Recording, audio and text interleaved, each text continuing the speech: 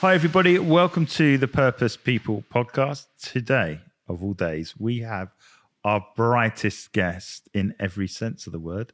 This is Chris from Chris Massage, and we're going to be talking about his journey that has taken him from the pit lanes of F1 to the Spice Girls in order to do what he does for many people and help them. So welcome, Chris. Great to have you on board. Thank you, Daryl. It's lovely to be here. Another amazing outfit. Every time I see you, your trousers get brighter. Yeah, I think this is actually the loudest pair I've got at the moment. I feel like I need to go up a level now. I don't know where I'm going to get my next party gear from to go up a level.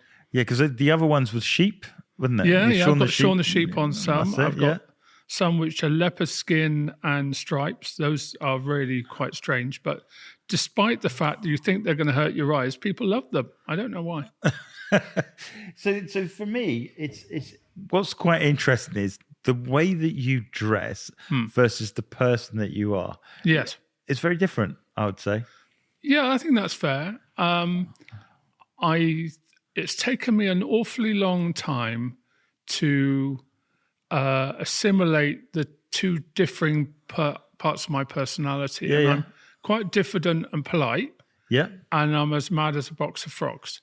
And there's both of them exist. There's no dichotomy there. They both exist in happy friendship with each other. But it took the situation I had with my dad when I was looking after my old man for me to recognize that I'm authentically going to be myself from now on. And at the moment, that's this.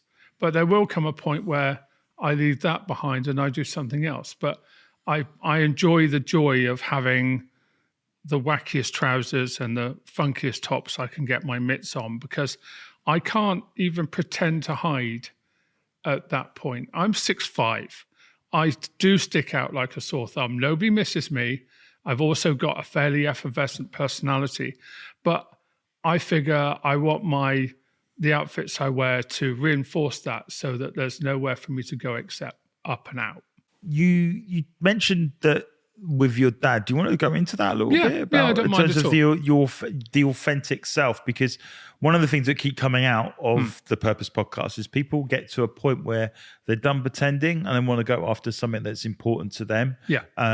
Essentially their purpose. Yeah. But there's a pivotal moment in people's lives where they make that conscious decision, say, this isn't for me, but I'm going to go after this. How did you get to that point? And you mentioned this situation with your dad. So maybe that's where you kind of thought, stuff it, I'm going to be who I'm supposed to be. Yeah, I think there's a lot to be said for that, Daryl. Although I've had a previous incarnation of doing massage, which I did from about 1987 to about 2008. And I went from learning it to doing it professionally to being all-encompassing, and then I stopped because I felt I needed to do something else. I needed to have pursue the other things in my life that called to me. So I worked with adults with learning difficulties. Yeah. I've done some retail. I spent 7 years as a mystery shopper full-time, so working all around the country. Not such a mystery now. No, it doesn't matter. And now. you couldn't be a mystery shopper now, surely. Well, entertainingly, of course, I used to go out wearing this kind of gear because... As a mystery shopper? Oh, yeah, absolutely. I mean, it's got to be the best camouflage on the planet because nobody would assume I would be a mystery shopper doing Tell me you didn't wear trousers with laser question marks on, because that would have been quite clever. That would have been good. I like that. I never did that. Sorry. No, but that would have been quite clever, wouldn't it? You missed the trick. So I've been pursuing my career as a mystery shopper. I was still doing massage on the side, but just for myself and for my friends. And I had a situation with my dad where he had cancer in 2004, was very, very seriously ill, was next to the nurses' station in the hospital, and basically was minutes away from dying for about 4 days. He was really in dire straits. Had to have loads of surgery, had his bladder removed, had half his bowel removed, had his prostate removed. He was in a mess. And he was 62 at the time. And the odds of him surviving were about 30%. and even that was only, they were saying 6 months. Yeah. And when he got to 5 years, and we were really amazed, and then he got to 10 years, and we were very thankful. He ended up getting a serious stage 4 cancer again at 76. And it got to the point where his wife, unfortunately, also got cancer at the same time. No. So my stepmom had cancer, my dad had cancer, my dad was terminal. We didn't know where my stepmom was up to. And he came to me one day and said, we really need somebody who can help us out because we're not coping. And this is in 2018. And I thought I could do that. And I thought about it for 5 seconds and said yes. I quit my job and I spent 6 months looking after my old man down in Devon in Sidmouth. And I guess I've forgotten how capable I am as an individual, that what I bring to the party, because I'm very caring, I'm very thoughtful, I'm a good friend, I'm quite enthusiastic, and I'm good at massage. But I've forgotten that I have capabilities beyond that. I can organise up in a brewery. Yeah. I've organised international athletics events in Bristol and set European records that I came up with in my little bonds back in the 90s. I've set charities up from scratch and got them running and got them successful. I'm actually pretty good at stuff. I just don't give myself the credit. Yeah. Okay. And in this process where my old man was very seriously ill and obviously getting worse and was relying on me more and more and more, I thought to myself, do you know what? I really fancy going back to doing the massage, but I'll do it differently this time than I did last time. The first time around, I had lots and lots of corporate clients. Obviously, we worked in F1 and with the Spice Girls and with lots of other bands. And I loved that. I loved the adventure. I still want the adventure. If the adventure comes my way, I'll have it. Yeah. But I don't want to do the corporate stuff. I'm not interested in doing massages for 12 minutes. I do massages now for 70 or 90 on one person. So I can pour all my energy, all my love into that person. I can really look after them. We've got time to work intuitively. But we had a sort of bizarre situation. I had to sort of hurry up and wait, really, because unfortunately my dad died in, I think it'll be 3 years on Thursday. This Thursday coming. Oh, is it really? Yeah. Okay. Yeah. And it's in some ways, as the years go by, of course, that gets easier. But I think about my dad every day. I was very close to my dad, and I still miss him. I'd love him to know what I'm doing now because I think he'd be thrilled. But luckily, he saw a lot of my success, so I don't feel like anything. He's missed out in a way. He hasn't missed out on anything. He would just enjoy the new ride. But my mum announced that she had stage 4 cancer the day after my dad was buried. So we went straight from dad into mum, and then we had 6 months looking after mum. And mum died at the start of just before lockdown. Wow. So how do you feel now? Do you feel quite alone, or have you got the right support people around you? Oh, I've been really looked after. I've got a fantastic bunch of people that I collaborate with. My wife is really supportive. Yeah. She has my back. She puts up with me because I'm a numpty, but but aren't we all? You know? Yeah, in our own special way. Yeah. They're not great at everything. No, this is it. Behind every successful man, there's a woman rolling her eyes and going, "Really?" Yeah.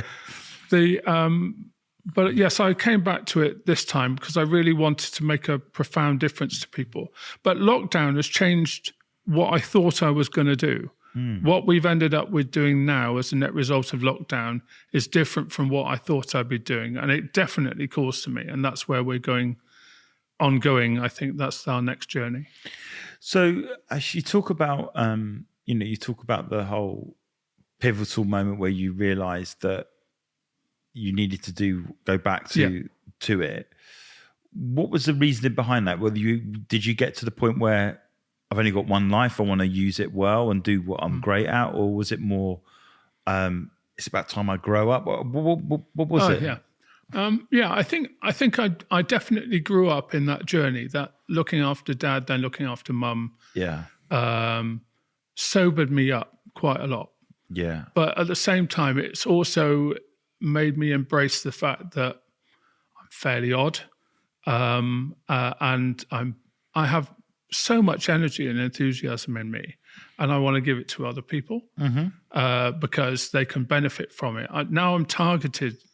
The advantage of being slightly older is that you come out with a degree of being measured, not necessarily about the output of the energy, but about what I want to do with it, where I want to take it, who I want to give it to, and what the net benefit should be for them, rather than just be.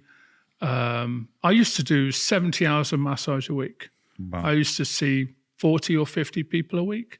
I'd work from 8 in the morning till often 11 at night or 1 o'clock in the morning, then drive home, sleep, go back, do it again. And I'd work all weekend. I'd work at least 4 evenings a week on top of that. I don't want to work that hard anymore. Yeah. But I should be able to deliver the best of my work, the best of my energy, and the best of my knowledge, and still be at home to annoy the crap out of my wife whenever I can. So one of the things that you've done is you've taken a lot of the skills and things that you have, and you've made them into video courses, haven't you? I mean, and to allow people to learn some of the principles that you have themselves online. Is that right? Yeah. So essentially, there you're sharing your insights to a wider audience, so you don't have to work 60, 70, 80 hours. So you can be on podcasts like this while people are learning how to massage somewhere else.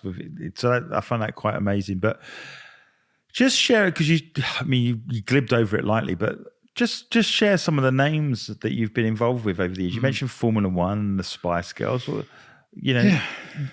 why would they need massaging first and foremost? Yeah. And then who did you do the massage for? So I probably can see Formula One. They might get a stiff neck and whatever else. Spice Girls, why? Just share your insights. It's interesting with F1. I'm an abject petrol head. As it turns out, I'm also a plug head. We've done quotes for Formula E as well.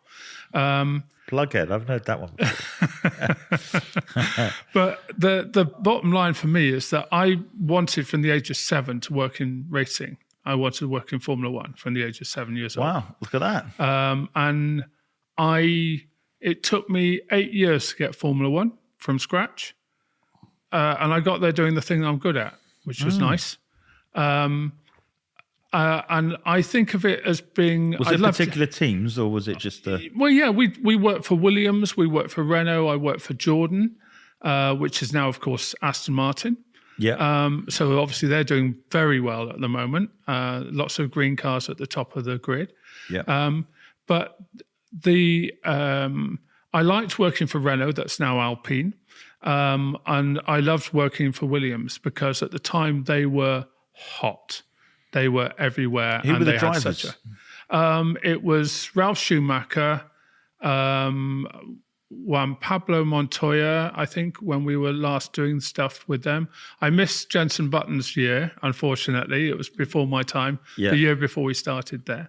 But I followed JB all around the world. So Jenson Button, just trying to remember my chronological order, was he at Williams and then went to Brawn?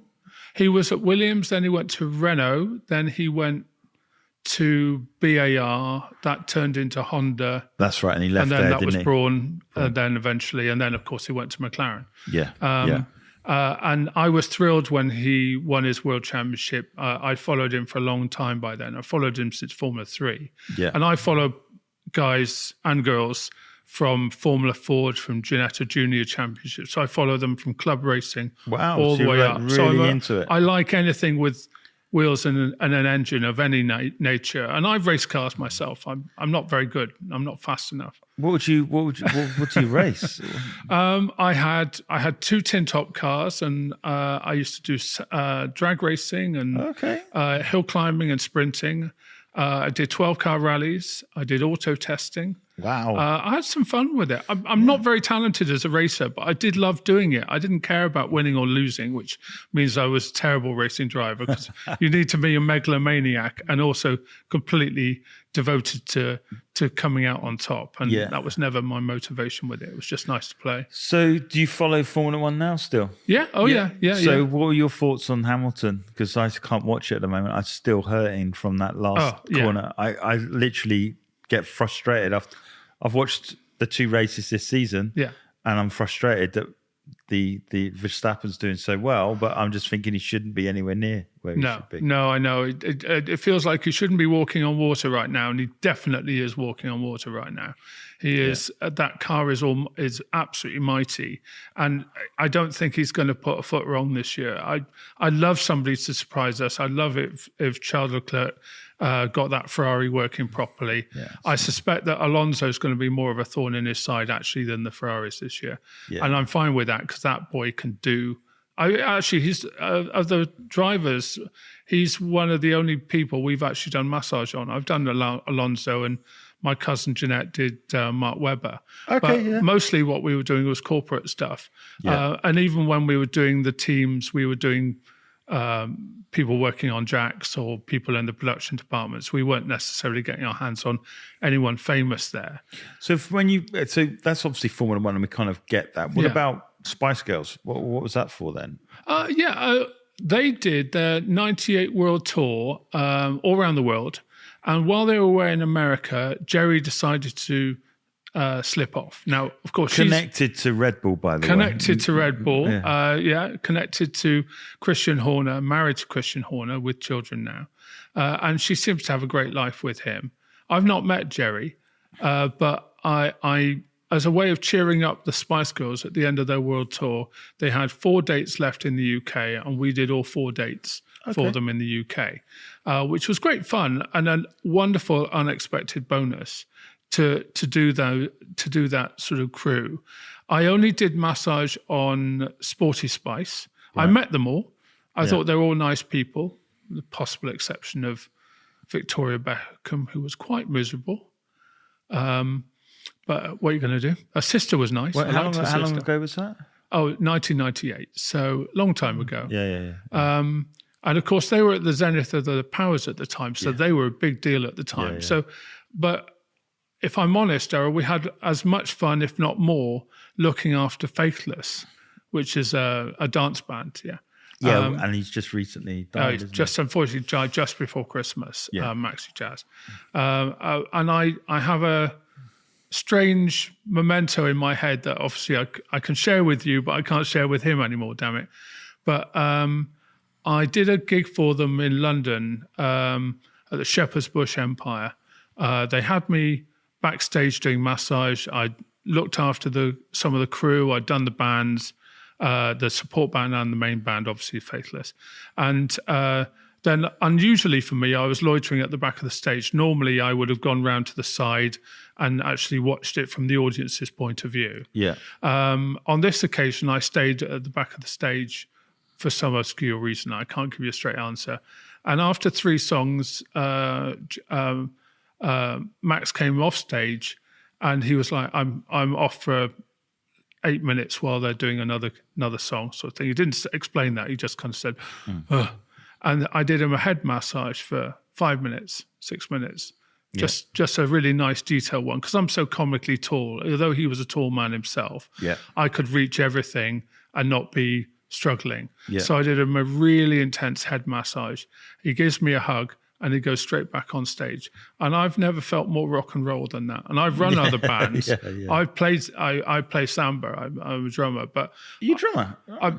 Not to your talent, but I can bang. I can bang a drum all right. Yeah. Okay. I don't think I could run a kick drum set, but put a big surdo in front of me, I can bash away. I'm happy. And I really enjoyed that experience because it felt like that was a unique moment that I got to be part of, and that was wicked. Yeah. So listen, you've obviously got this thing of massage, and it's taking you to crazy places in terms of where you could go and what you can do. I think for me, it's a case of, you obviously come back to it because of the stuff that went through your father and your mother and stuff. So you obviously done the videos and that are online, but what else has changed since those, if you like, huge events since then? How do you process life now? Is it about making the most of every opportunity now? Are you very conscious that, of your mortality, so to speak, now? I think you have to be. When you lose your parents, I lost them in very quick order. Yeah, it was about 7 months between the loss of my dad and the loss of my mum. Tough. And then we hit lockdown. So we had too much time to reflect on it, maybe. Yeah. But what I was left with was all this latent energy that I wanted to pass on more help to lots of other people. And when we were looking at the start of lockdown 1, and people were imploding because they were struck in their heads, dealing with their mental health particularly, and somewhat to their pain management as well, where they couldn't get the help. They couldn't even go down the pub and have a chat with their mates, let alone go and see a professional. For months after lockdown 2, people were sketchy about having physical contact with the therapist, let alone having a proper oil and towel massage. So we wanted to give people the help, and the stuff that was on YouTube was crap. It's too long, too boring, too American, and not relevant. And so we wanted to put together little tiny videos that people could do in 40 seconds or a minute and a half that would give them a tacit relief, a real solution, that we cut out all the rubbish, all the jargon, all the non-essentials, and just delivered, we want you to use your hands this way, using this surface, and these are the benefits, and shut up. And those little ideas, we started off doing 1 or 2. I think we did about 5, and then I took a break on them because I got lost in the trying to make the videos perfect. And then I realized I was being a numpty and I didn't need to do that. But it took me 3 months to unpick that and go, actually, no. It doesn't matter what I deliver, actually. It doesn't matter whether it's perfect or not. All that matters is that people use it.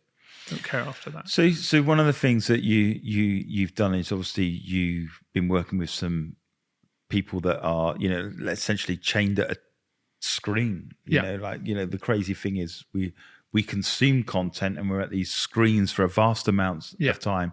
And I think it's the creators of that content are at the screens even longer. And obviously, we're into that doom scrolling mode, aren't we? Where we've hunched over a lot, in terms of, and people are starting to get pains in the back of the neck they probably never had before because we're constantly like this scrolling and whatever else. What would you, let's say someone has got a pain like that and they're doing that. Obviously, what would you recommend they do? Because obviously it's their job if they're working at a station, and also the person that is scrolling, doom scrolling. Would you just say stop using your device, or have you got some good advice? No, the stop using your device thing is a red herring, isn't it? Because nobody's going to do that. Of course, that's a waste of time. Or cut the number of hours that you're scrolling down. It's all very good, and I think people may do it some of the time if they're really paying attention. But the reality is, my assumption is that they'll carry on hurting themselves, and what I need to do is give them a solution that allows them to get rid of the pain. So I tend to think of this when the people are looking down at their phone as tech neck, because they're putting more pressure on the base of their skull. Your head weighs about 4.5, 5 kilos, Daryl. So every 12 degrees further forward you put your chin towards your chest, it kind of doubles the pressure on the base of your skull. So if you've got your chin on your chest, that's 27 kilos of extra weight. Wow. On the base of your skull. And now, cosmically speaking, it's not like it's going to kill you, but what it will do is give you headaches. It'll give you lots and lots of neck and shoulder pain. That's an interesting one. Headaches. So many headaches. I mean, sometimes it's a trigger for migraines. Often it's a trigger for people grinding their teeth or clenching their jaw. And of course, we can give you stuff to help with that as well.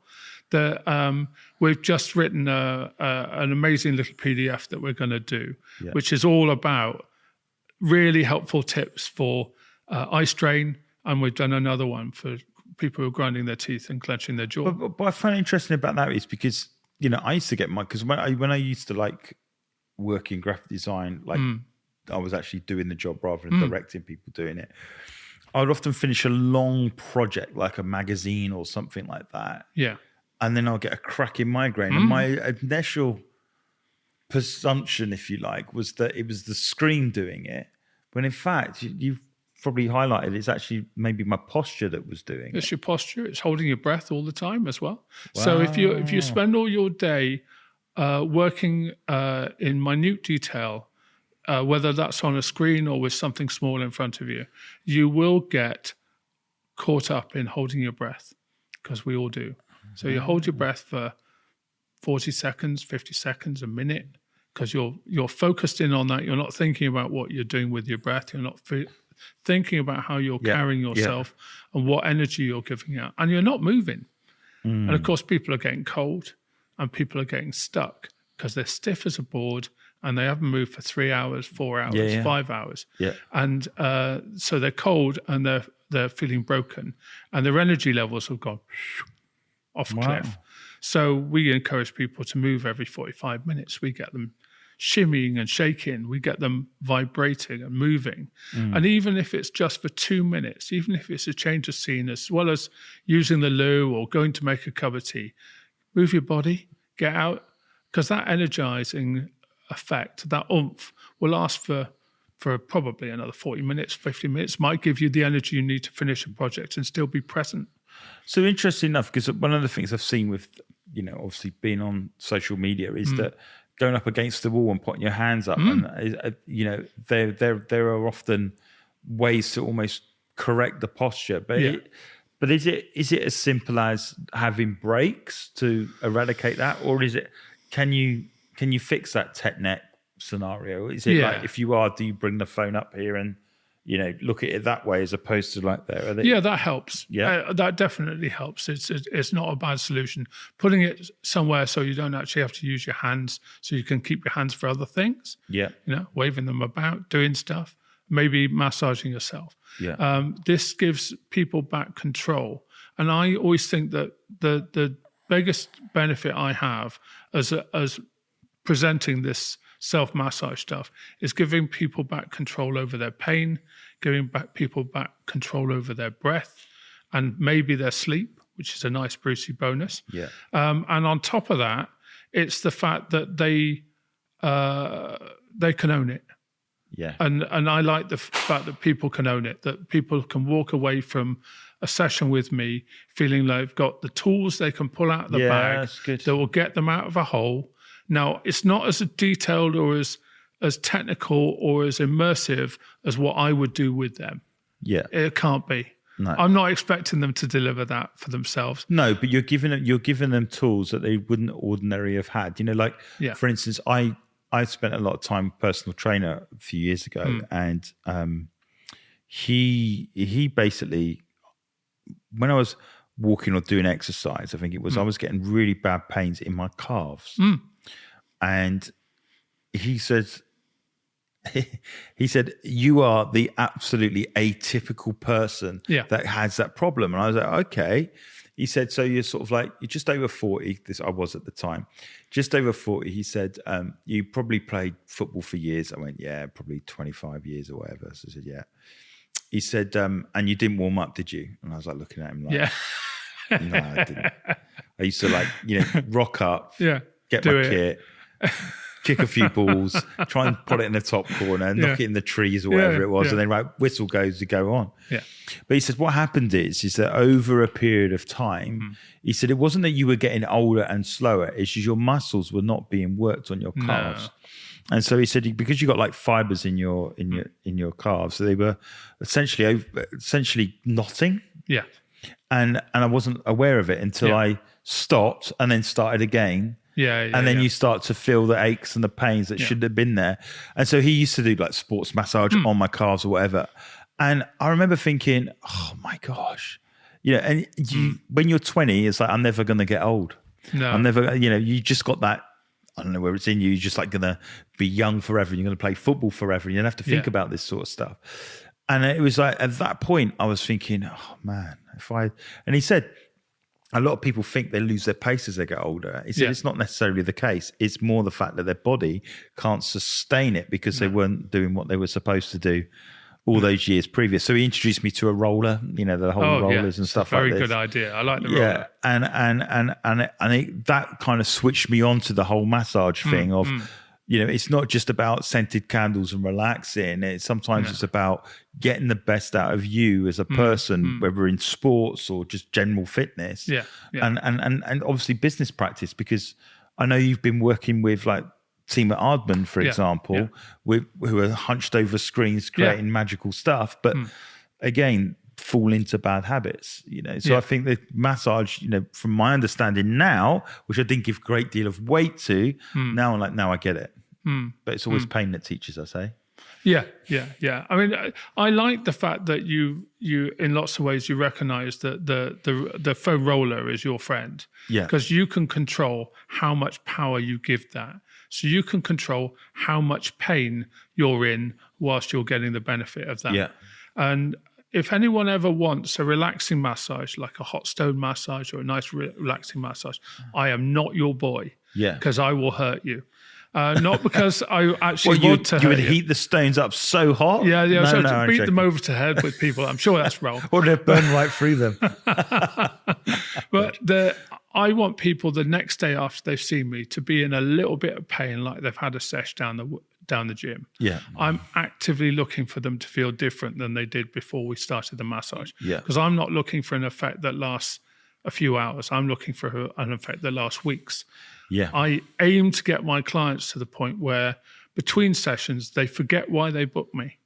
That's a game. That's a good game. Yeah. And sometimes they'll forget entirely why they booked me. They'll be like, I don't have pain anymore. I don't need you. And then they leave it for 6 weeks and they come back to me and say, I remember now why I need you. Yeah. But it's its own reward in some ways, because you end up with happy clients who go off and hurt themselves in entirely new and exciting ways and come back and tell me the stories. I'm very happy with that. But what I found is, I guess, is that when you're younger, you kind of dismiss all this sort of stuff. It's principles that we're taught, feels like crap, even working, right? Yeah. Like, take a break from your machine and go and walk around or whatever. And you just think, it's about my eyes or whatever. It's not actually. It's about the whole of your body not being able to respond in the way that your body needs to, in the fact that it needs a break. It needs to walk away and go for a walk or whatever, a stretch or, stretching. Our football team, Yeah. You don't think of it, do you? You look back now and oh my gosh, what was our warm up, And there were certain teams I played for where we took the warm up seriously. But one of the things I never saw a team do, no matter how much, and listen, I didn't play professional football or anything like that. I've maybe done a bit of amateur and semi-pro, but there were no warm downs. No. Ever. I never saw anyone warming down. Even semi-pro level, there was no warm downs. No. And yet now it's a massive thing. You often see when the football match is on and they're breaking down the game, you'll see the team running in the background up and down, up and down. And I didn't realize the importance of warming down just as much as warming up. Getting rid of that lactic acid that's been whizzing around your bloodstream so that you can flush it out. Yeah, just explain it, lactic acid, because people just say, I'm stiff, but... If you think about the process of getting energy into your body as a two-part process, the first part of the process is adrenaline. You get a burst of adrenaline, then you get a release of energy. And one of the side effects from the energy is lactic acid. And then you can add oxygen. So if you're fighting a saber-toothed tiger, or you want to clock it over the head or leg it, you'll add oxygen into that exercise, and that breaks the lactic acid further down into carbon dioxide and water, and you get that second burst of energy. Yeah. But if all you have is part one of the process, i.e. somebody in a car in front of you is being a numpty and you off, and you go, but you don't have the adrenaline. You have the adrenaline, but you don't have the oxygen burst afterwards. Yeah. So you end up stuck. And lactic acid, after a while, although your body breaks it down quite slowly. Yeah. And on top of that, life continues unabated. That won't be the only circumstance you have that makes you go, You'll have a bunch of those. And life, we spend too much time sedentary in one position, not drinking enough water, not sleeping properly, not taking the breaks, and so on and so on. And your body is trying to juggle many things. Your unconscious body is trying to look after you in lots of different ways. Yeah. And lactic acid, after a while, crystallizes and goes hard, which is why you end up with knots in your muscles. There you go. That's what they are. Yeah. Is lactic acid that's just sat there for a while and gone crunchy. So how can you break it back down? You use your thumbs or your elbows or your fists or your foam roller. Yeah. Foam roller is your friend. That's a really good one. You'll be glad to know mine's bright orange. But and you'll notice mine's black and with a blue bit in the middle. But it's a nice way of dealing with that problem. And over time, you can make a real jump in terms of your energy, in terms of mobility, your agility in your legs, in your arms, in your back. People walk around obviously grinding their teeth and clenching their jaw, which we mentioned before. Yeah. And there are a lot of people who do that habitually. That is what they do. And all night they're going, and they're not aware of it unless they go and see their dentist. But in the morning, they probably look like David Coulthard. They look like they've got square jaw. Yeah. Because right here and here, it hurts like a so-and-so. It is really quite colossally painful, all the way to the top, along the top of your jawline particularly. It will be very tight and into your sinuses, so sides of your nose, underneath your cheeks. These are places where people get a lot of tension that just stays there. And you can rinse that out, but it takes ages to get rid of that. So we recommend things like a gum shield that people wear in their gob at night, that you boil your kettle, pour it in there. It fits your bite good enough. Yeah. So that, and you can get those from Amazon for like 15 quid for 4. Yeah. Or you can go to your dentist and have one that fits your bite exactly. And if your problem is bad, that's where I'll send you. It's back to your dentist to get that. Because that will get rid of all that drama in your neck and in your jaw. So why would you grind your teeth? Because I've not experienced that, but how is it just subconscious thing, or people snore? People have apnea. Yeah, my wife says I snore. I deny it.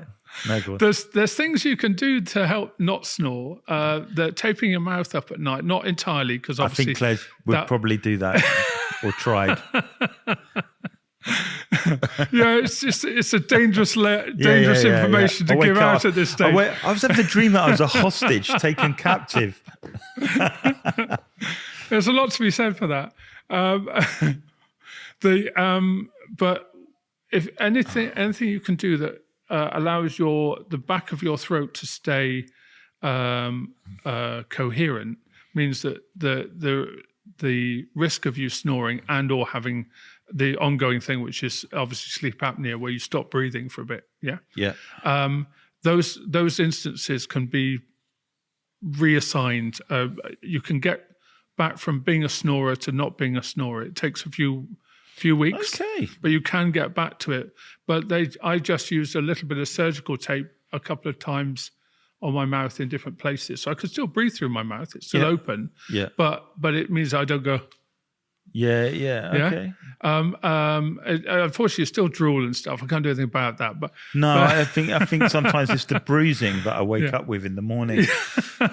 Thinking I've been beaten up, and then Claire confesses, I hit you in the middle of the night. Okay. Yeah. Recreationally, obviously. Yeah.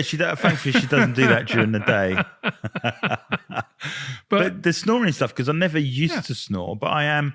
When you're semi-asleep and you know that you're snoring, but you're too tired to do anything about it. Yeah.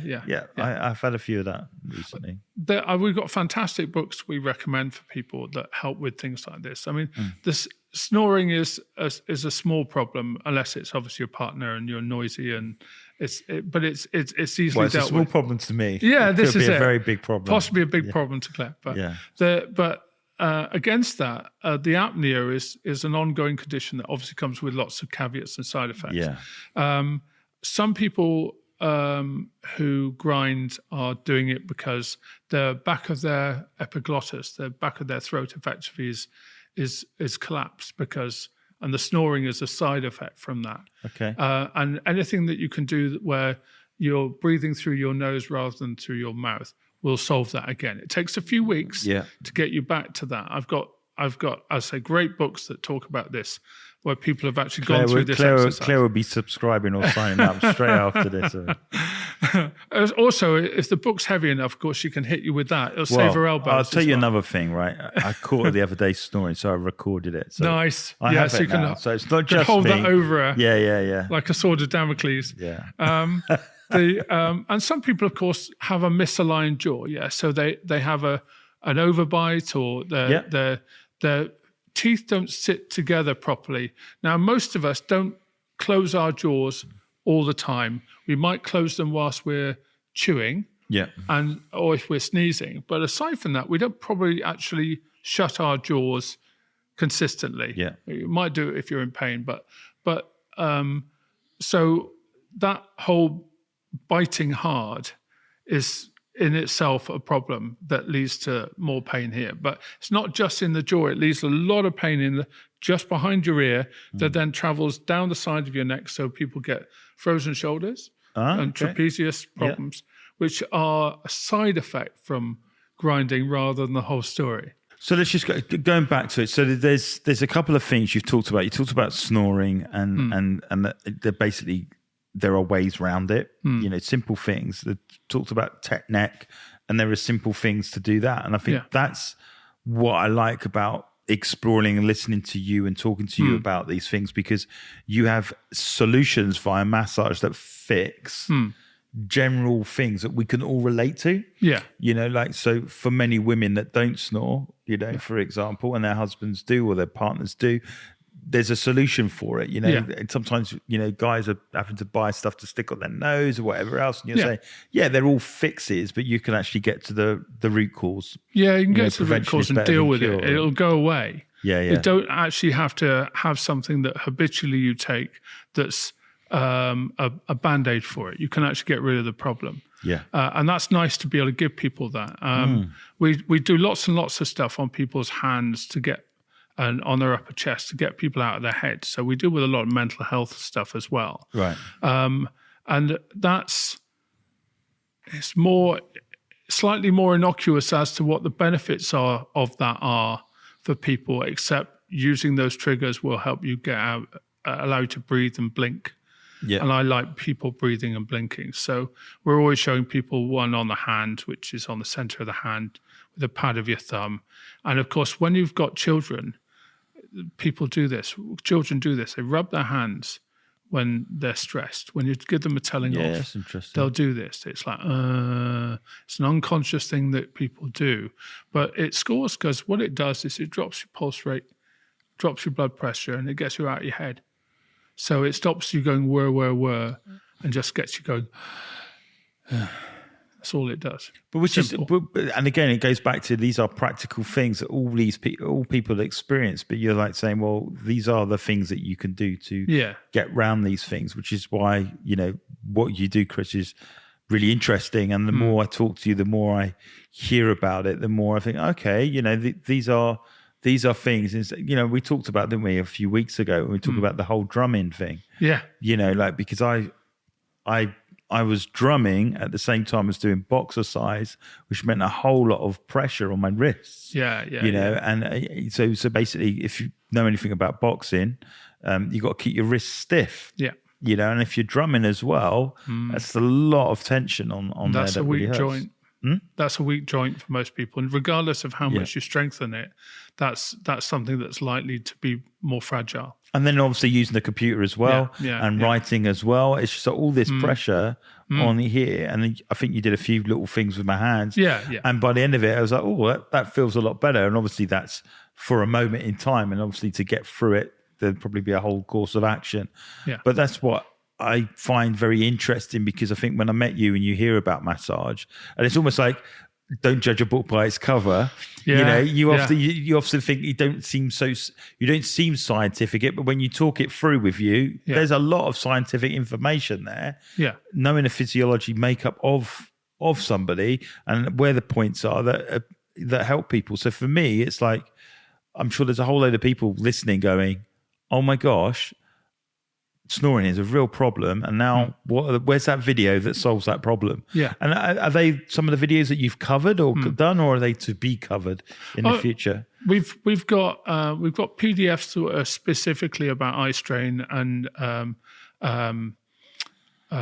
grinding teeth that we've just produced, and those are available for people. They can just ask for them on the website, and we'll send them a copy. Yeah. But we've done proper video courses now on 4 different subjects that are designed to give people active help with lots of different things in each course. So we've got one which is we call a flexible working life, which is a hybrid working model for people who are mostly working from home, but still going into the office some of the time, so that we keep them safe. So they don't answer their emails at 11:30 at night.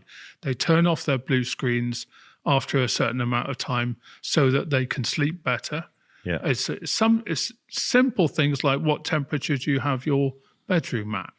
What colours are on the walls? It's stupid things like that, alongside things that we can give you that get you out of your head, things that allow you to breathe deeper, ways of actually getting your shoulders and your neck more relaxed so that you'll sleep better anyway, because these things aren't yipping at you and waking you up. But almost everything you can think of that you struggle with and suffer with, I do too. I am not perfect. I am at least as fallible, if not more so, than you are. Most of the stupid things that you can think of that we now tackle are things that I've suffered with myself. I have been that numpty too. Yeah. Everyone falls under this umbrella. We all struggle. We all suffer. I think there's that. There's also the fact that we all suffer, but there's also the element of we all fall into bad habits as well. Yeah. So you do it well and you do it right. We were talking to someone the other day that it's like, you do it well and you do it right for a sustained period of time, and then you take your foot off the gas and you slowly but surely you drift away from the disciplines that you had in place, and then you resurrect the same problems. And then when we analyze those problems, we realize the principles and the practices we put in place to help us, we've stopped doing. So obviously now we're reaping the results of not doing those things. Yeah. As you know, and therefore now we're experiencing the same problem. That we're back to the same thing. Yeah. And the nice thing about the videos that we have, so the hybrid working model, the flexible working life, there are 17 bits of video on that. The longest one's about 6 minutes long. You can watch the whole thing in one go, which will take you about an hour and 10 minutes, or you can watch any of those 17 in whatever order you want.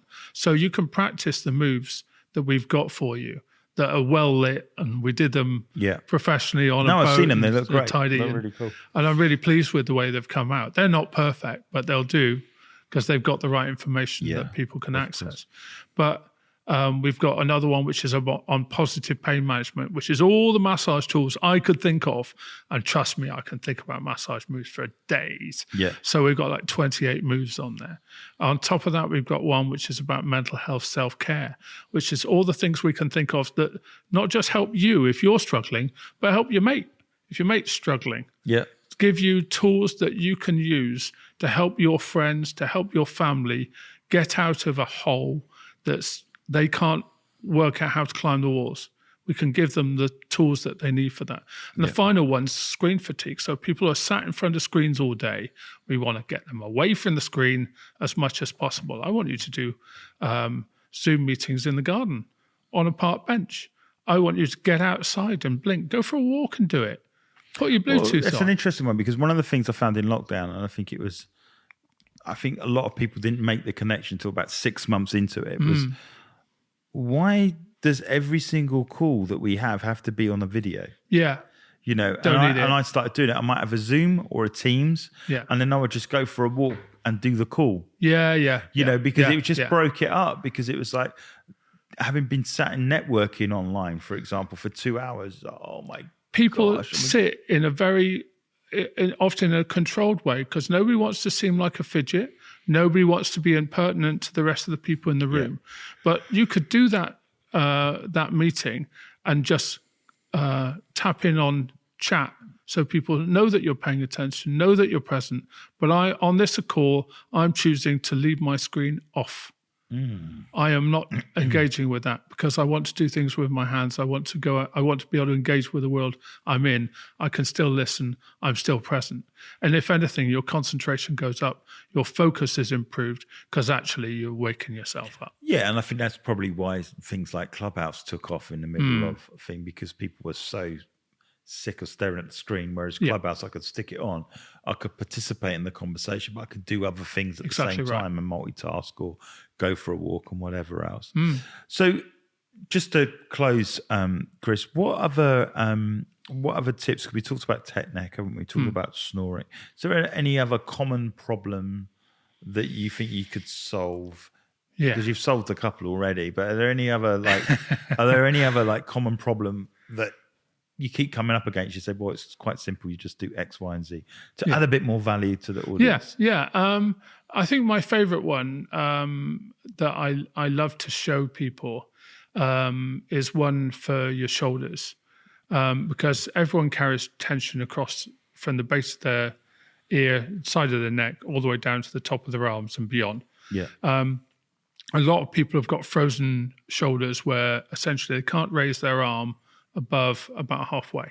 Right. So you can't get your arm above your head because there's no give left in all those surfaces. Basically, it's like a traffic jam inside your arm. Yeah. And it's not one set of muscles that's scuppered at that point. It's about 6. Wow. So the whole thing can be gridlocked. And we can't necessarily get rid of a frozen shoulder overnight. Acupuncture is a good solution for it, by the way. That's about the fastest way. If you ever want something that fixes it quick. But you can't do that yourself. No, this is it. So what we do is we got a move where we rest your arm on your upper chest, and your fingers are over the top. So it's just like a little hook. Yeah. And most people, when they try and do this, will raise their elbow up and hold their breath.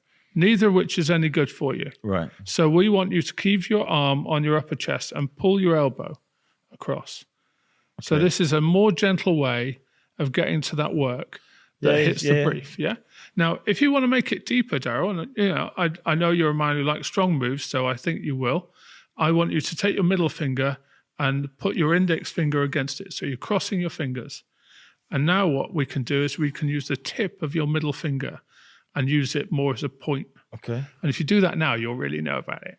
It's like, oh. And we call this one the pirate's move because when you do it, you're expressing pain because it will be very sore. So I like you when you do that to go, ooh, ah, and have some fun with it because it's pain going, not pain coming. Yeah. And you might as well celebrate that because it's so rarely in life can you get rid of your own pain. Yeah. And that's what I love about you, Chris, is the fact that you're giving people that everyone's doing it now. That's good. Yeah. But what I love about you is you're giving simple tips for self-care. You're giving simple tools for people to be, to be able to move freer, because I think that's the thing. As you get older, movement, you don't move so much. I don't think it's that we can't move, we just don't move. We're busier as people. We've got kids, we've got families, we've got jobs, we've got events that we go to, whatever. And so it gets harder for us. That's why people often struggle to get to the gym, because there's just so much going on and I need some space to chill or whatever. But the video courses, how would they get in touch with you and be able to sign up and see a few samples? Where would you direct them? We have do you want me to give you the web address? Website address. Go for it. It's www.massagechris.co.uk. Cool. And we have the basic ones that we did in lockdown are still available on YouTube under Massage Space Chris. But you'll find us on Instagram, on TikTok, on Facebook Reels. And we're doing at the moment 70 little videos, which is new content that we're sharing for free with everybody. Okay. And these are really cut down. So they're about 40 seconds long. And each one of them is one move. And we'll show a series of moves, say, for your neck and shoulder pain. So we can show you moves that you can do for yourself and moves that you can do for your partner, your children, your family, your mates, to get them out of pain that are easy, where you won't damage yourself and everyone benefits. And it takes no time. Chris, it's been fascinating. Thank you so much for spending some time with us today and on the podcast. I'm sure we're going to get you back. Next time you come, you have to get me some trousers. Yeah, okay. So we wear brightly coloured trousers and rather than get me out of these dull colours. But thank you so much. And I am fortunate enough because you've got to talk tonight at our Humans event. So I'm also looking forward to that as well. So thank you so much. I'm going to speak to you soon. Yeah, wonderful. Thank you. Hey everybody, thank you so much for being part of the Purpose People podcast. You can follow us on any of the major platforms like Apple, Spotify and Google podcasts, as well as like and subscribe us on YouTube. We really want to help you live life on purpose and live the life that you were born and created to do.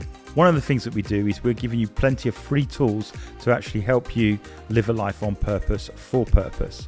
We've got the thing called the Purpose Questionnaire. Now, the Purpose Questionnaire enables you to answer a series of questions that helps you and find where you are on your purpose journey. As a result of that, you'll get a score and you'll get some feedback of how we can take you to your next level of living.